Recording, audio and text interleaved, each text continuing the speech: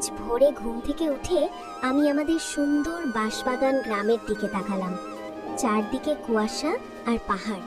গ্রামটা যেন স্বপ্নের মতো লাগছিল। আমি ধীরে ধীরে বাঁশের সেতু দিয়ে নদী পার হচ্ছিলাম। নদীর পানি খুব শান্তভাবে বইছিল। নদীর ধারে দেখলাম এক বৃদ্ধ জেলে মাছ ধরছে।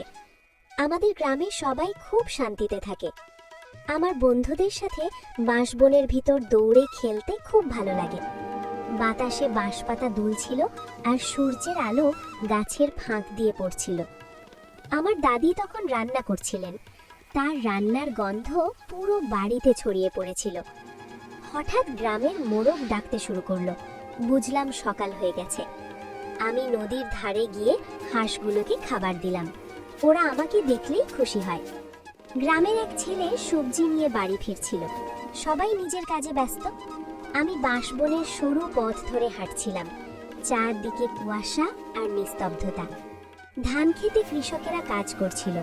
এই গ্রামটা সত্যিই খুব পরিশ্রমী মানুষের। আমি বাঁশবনের ভিতর কচি বাঁশের ডাল তুলছিলাম। একটা পুরনো কাঠের সেতু দেখলাম। ছোট নদীটা তার নিচ দিয়ে বয়ে যাচ্ছে। চারদিকে প্রজাপতি উড়ছিল। দৃশ্যটা খুব সুন্দর লাগছিল। একটা কুকুর বাঁশের ঘরের সামনে ঘুমাচ্ছিল। শিশুরা ধান ক্ষেতের পাশে ঘুড়ি ওড়াচ্ছিল। বাঁশবনের পথে অনেক পাতা ঝরে পড়েছিল। গ্রামের ছোট বাজারে সবাই সবজি আর ফল বিক্রি করছিল। আমি নদী থেকে পানি নিয়ে বাড়ির দিকে ফিরছিলাম। সূর্যাস্তের আলোয় পুরো গ্রাম সোনালী হয়ে গিয়েছিল।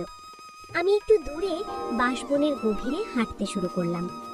হঠাৎ মাটিতে বড় বড় পায়ের ছাপ দেখতে পেলাম। বাঁশবনের ভিতরটা খুব নীরব হয়ে গেল। হঠাৎ ঝোপের ভিতর একটা বড় বাঘকে দেখতে পেলাম। আমি খুব অবাক হয়ে গেলাম, কিন্তু বাঘটা আমাকে আক্রমণ করল না। বাঘটা শান্তভাবে বসেছিল। আমি ধীরে ধীরে তার কাছে গেলাম। আমরা দুজন একে অপরের দিকে তাকিয়েছিলাম। বাঘটা যেন আমাকে চিনে ফেলেছিল। আমি আস্তে করে তার মাথায় হাত রাখলাম। হাওয়ায় বাঁশপাতা ধীরে ধীরে পড়ছিল।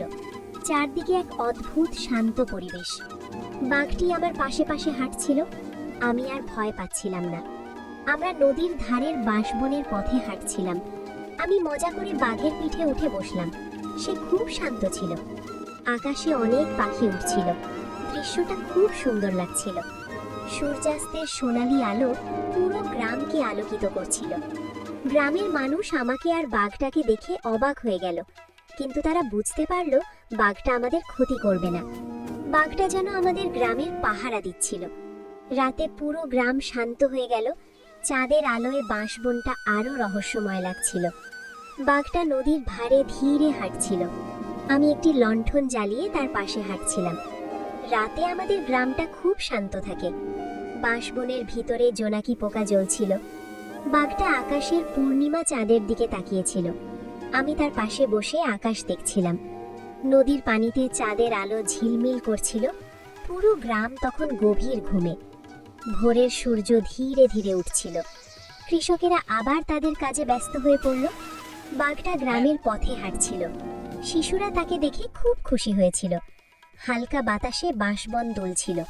আমাদের গ্রামের জীবন খুব শান্ত। পাখিরা নদীর উপর দিয়ে উঠছিল। সোনালী ধান ক্ষেত বাতাসে দুলছিল। আমি হাসছিলাম। বাঘটা পাশে বসেছিল। বাঁশপাতা বাতাসে উড়ছিল। সবকিছু খুব শান্ত লাগছিল। হঠাৎ আকাশে মেঘ জমে বৃষ্টি শুরু হলো। আমি আর বাঘটা বাঁশের ছাউনির নিচে দাঁড়ালাম। বৃষ্টিতে গ্রামের পথ ভিজে গেল। বাঁশপাতার উপর পানির ফোঁটা পড়ছিল। নদীর পানি দ্রুত বয়ে যাচ্ছিল। গ্রামের মানুষ বৃষ্টি উপভোগ করছিল। বৃষ্টির পর আকাশে রংধনু উঠল। সূর্যের আলো আবার বাঁশবনে পড়ল। বাঘটা ধীরে হাঁটছিল। আমি তার পেছনে পেছনে হাঁটছিলাম। পাহাড়ের চূড়া থেকে পুরো গ্রাম দেখা যাচ্ছিল। সবুজ বাঁশবন যেন সমুদ্রের মতো লাগছিল। বাঘটা হালকা গর্জন করলো। আমি তার পাশে দাঁড়িয়েছিলাম। গ্রামে উৎসবের প্রস্তুতি শুরু হলো। উৎসবটা খুব বাঁশের সুন্দর হবে। রাস্তায় লণ্ঠন ঝুলানো হলো। সবাই আনন্দে নাচছিল। বাঘটা শান্তভাবে বসেছিল। লণ্ঠনের আলোয় গ্রামটা খুব সুন্দর লাগছিল। রাতটা ছিল আনন্দে ভরা। উৎসবের পর আবার শান্ত সকাল এলো। সূর্যের আলোয় বাঁশবন ঝলমল করছিল। আমি আর বাঘটা একসাথে হাঁটছিলাম। নদীর উপর সকালের কুয়াশা ভাসছিল। গ্রামের মানুষ বাঘটাকে বিদায় জানালো। বাঘটা শেষবার গ্রামের দিকে তাকালো। আমি তাকে জড়িয়ে ধরলাম। তারপর সে ধীরে ধীরে বাঁশবনের ভিতর চলে গেল। আমি চুপচাপ দাঁড়িয়ে রইলাম। বাঁশপাতা বাতাসে ঝরে পড়ছিল। আবার আমাদের গ্রাম শান্ত হয়ে গেল। নদী ধীরে ধীরে বইছিল। আমি বাঘটার কথা মনে করে হাসছিলাম। পাখিরা আকাশে উড়ছিল। বাঁশবনে বাতাস বইছিল।